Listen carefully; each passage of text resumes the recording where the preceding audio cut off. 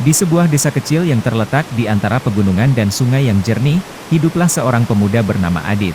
Adit adalah seorang pencari kebenaran, selalu penuh dengan pertanyaan tentang kehidupan, takdir, dan kebimbangan yang sering melanda hatinya. Meski telah banyak membaca dan mendengar, hatinya tetap tak menemukan kedamaian. Adit adalah seorang pemuda cerdas dan penuh semangat. Dia selalu berusaha mencari jawaban dari pertanyaan-pertanyaan besar yang menghantui pikirannya. Dalam pencariannya, dia sering merenung di tepi sungai atau di puncak bukit, mengamati keindahan alam sembari berharap menemukan petunjuk tentang makna hidup dan tujuan manusia di dunia ini. Namun, semakin dia mencari, semakin besar pula kebimbangan yang dirasakannya. Pertanyaan demi pertanyaan muncul tanpa henti, mengisi hatinya dengan ketidakpastian dan keraguan. Suatu hari, Adit memutuskan untuk melakukan perjalanan spiritual ke berbagai tempat suci. Tujuannya adalah menemukan jawaban dari kebimbangannya melalui keajaiban kitab-kitab suci dari berbagai agama. Dengan tekad yang kuat, dia memulai perjalanan panjang yang membawanya ke berbagai penjuru dunia, bertemu dengan orang-orang bijak dan mendalami ajaran dari berbagai kitab suci. Perhentian pertama Adit adalah di sebuah masjid kuno di Timur Tengah. Di sana, dia bertemu dengan seorang ulama yang sangat dihormati.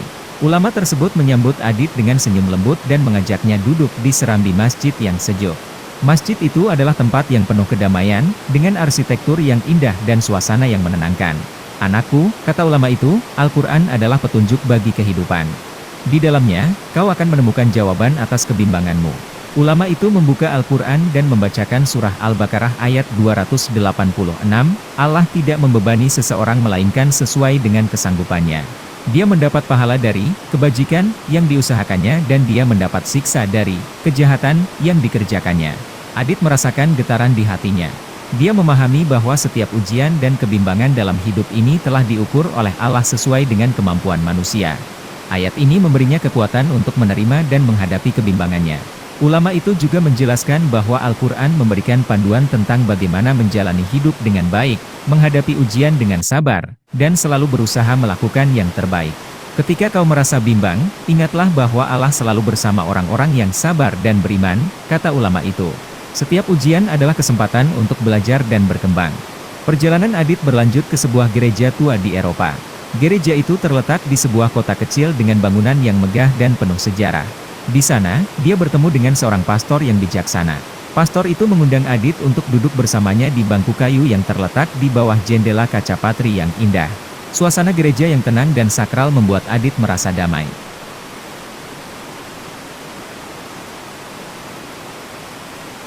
"Aku merasakan kebimbangan dalam hatimu, anakku," kata pastor. "Mari kita lihat apa yang Alkitab katakan tentang itu." Pastor itu membuka Alkitab dan membacakan Matius pukul 6.34, "Sebab itu janganlah kamu khawatir akan hari esok, karena hari esok mempunyai kesusahannya sendiri. Kesusahan sehari cukuplah untuk sehari." Kata-kata itu menyentuh hati Adit. Dia menyadari bahwa banyak kebimbangannya berasal dari kekhawatiran tentang masa depan. Ayat ini mengajarkannya untuk fokus pada hari ini dan mempercayakan masa depannya kepada Tuhan.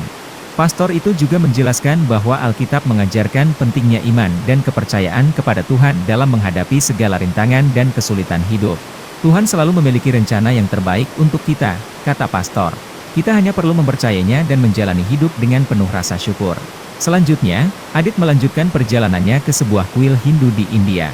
Kuil itu adalah tempat yang penuh dengan keindahan dan spiritualitas, dengan patung-patung dewa-dewi yang megah dan ukiran-ukiran yang rumit. Di sana, dia bertemu dengan seorang guru yang penuh dengan kebijaksanaan. Guru itu mengajaknya duduk di bawah pohon banyan yang besar. "Setiap manusia menghadapi kebimbangan dalam hidupnya," kata guru itu. "Weda mengajarkan kita untuk menemukan kedamaian dalam diri kita sendiri." Guru itu membacakan sebuah ayat dari Bhagavad Gita, bab 2, ayat 47 sedih. "Kewajibanmu hanyalah untuk bekerja, jangan sekali-kali atas hasilnya. Jangan sampai hasil dari pekerjaan menjadi motifmu, dan jangan pula terikat pada ketidakaktifan." Adit merasakan kedamaian mendalam.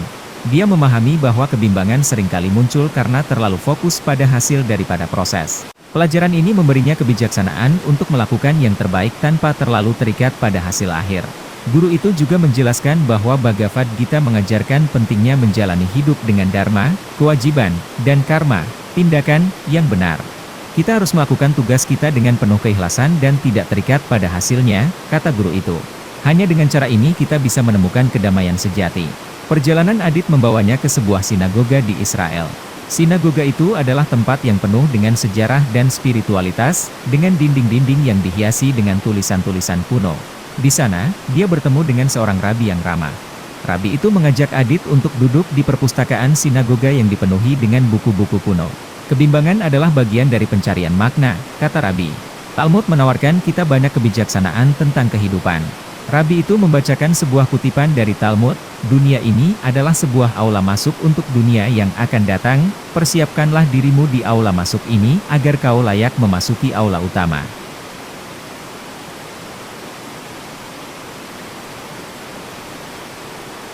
Kata-kata ini menyadarkan Adit bahwa hidup di dunia ini adalah persiapan untuk sesuatu yang lebih besar. Kebimbangan adalah bagian dari perjalanan spiritual yang harus dia hadapi dengan kesabaran dan keimanan. Rabi itu juga menjelaskan bahwa Talmud mengajarkan pentingnya belajar dan merenungkan kehidupan untuk menemukan kebenaran dan makna sejati. Setiap hari adalah kesempatan untuk belajar dan memperbaiki diri, kata Rabi. Dengan demikian, kita akan siap menghadapi kehidupan yang akan datang. Perjalanan Adit juga membawanya ke tempat-tempat suci dari berbagai agama lainnya. Dia belajar dari Tripitaka dalam agama Buddha tentang pentingnya mengatasi keinginan dan menemukan kedamaian batin. Dalam perjalanan ke sebuah vihara di pegunungan Nepal, dia bertemu dengan seorang biksu yang mengajarkan tentang meditasi dan kebijaksanaan Buddha. Keinginan adalah akar dari penderitaan, kata biksu itu. Dengan mengendalikan keinginan, kita bisa menemukan kedamaian sejati. Adit juga belajar dari Guru Granth Sahib dalam agama Sikh tentang keberanian dan pengabdian.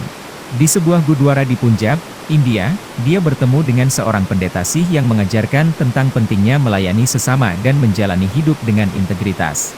Kita harus selalu berani dalam menghadapi tantangan hidup, kata pendeta Sikh. Dan kita harus selalu siap untuk membantu sesama.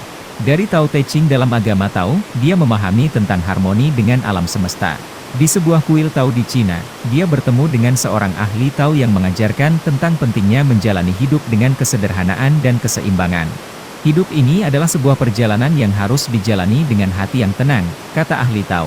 Dengan memahami alam semesta, kita bisa menemukan kedamaian sejati. Setiap kitab suci menawarkan kebijaksanaan unik yang membantu Adit menghadapi kebimbangannya. Setiap ajaran membawa Adit lebih dekat kepada pemahaman bahwa kebimbangan adalah bagian alami dari perjalanan manusia. Dengan menerima kebimbangan dan belajar dari kebijaksanaan kitab suci, Adit menemukan kedamaian dalam hatinya.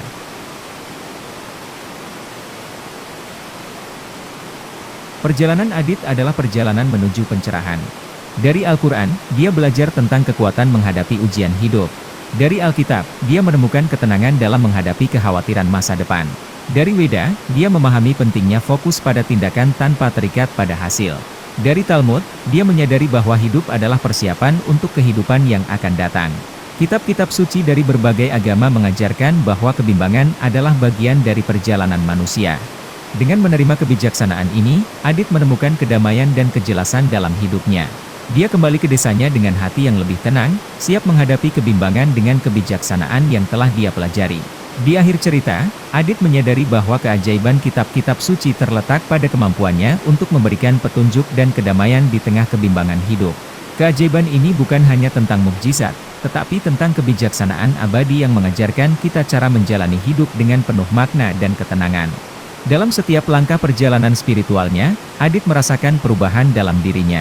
Kebimbangannya mulai berkurang, digantikan oleh rasa damai dan keyakinan. Dia belajar bahwa kehidupan adalah sebuah perjalanan yang penuh dengan pelajaran berharga, dan setiap kebimbangan adalah kesempatan untuk tumbuh dan berkembang. Dengan pemahaman ini, Adit kembali ke desanya sebagai seorang yang bijaksana, siap menghadapi kehidupan dengan hati yang tenang dan penuh keyakinan.